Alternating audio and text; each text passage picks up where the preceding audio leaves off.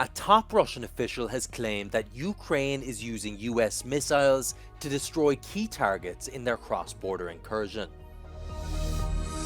At least 9 people were killed, including a mother and her child, after an Israeli airstrike hit southern Lebanon.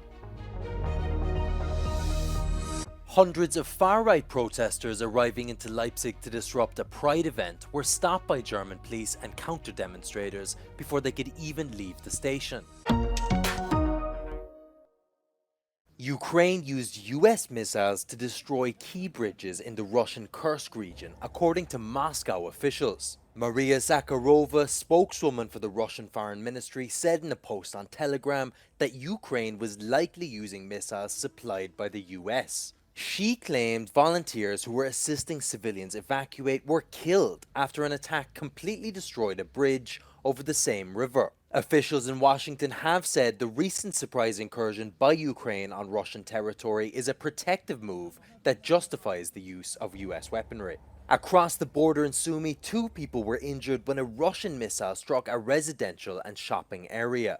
Ukrainian authorities say the strike destroyed cars and damaged a shopping mall and nearby residences, with firefighters being called to the scene. Ukrainian President Zelensky has warned that towns in the Donetsk region are still facing intense Russian assaults despite the incursion in Kursk.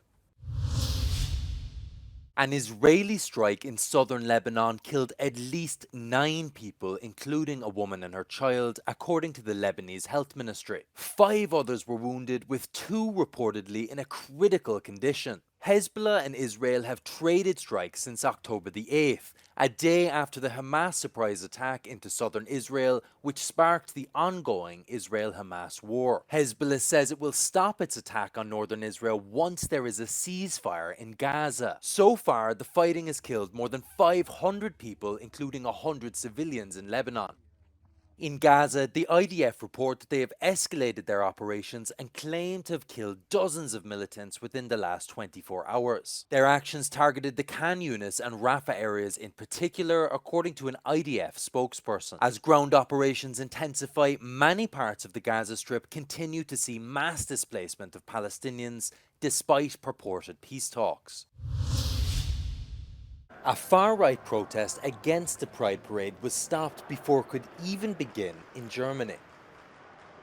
Far-right counter-demonstrators and neo-Nazis arrived in Leipzig with plans to disrupt a Pride event which was part of Christopher Street Day. However, when the several hundred protesters arrived at Leipzig Central Station, they were stopped immediately inside by German police. The police reported that the protesters were suspected of using unconstitutional symbols. Meanwhile, several hundred counter-protesters assembled inside and outside the station to show their solidarity with those marching as part of Christopher Street Day. The event ultimately kicked off with increased security measures and a large police presence.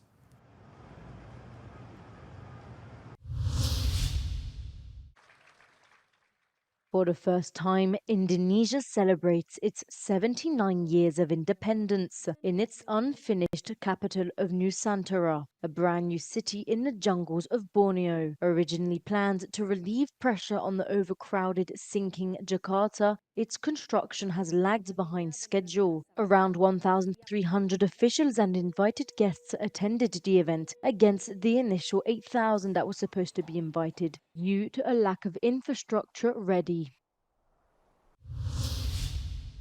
An unmanned Russian cargo spacecraft docked with the International Space Station, delivering much-needed supplies. The Progress attached itself to the ISS in an automated operation monitored by the astronauts in space and ground control in both Russia and the US.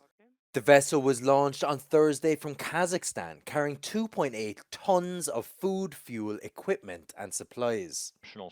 Officials said the supplies delivered included special treats for the crew on board, like fresh fruit and coffee.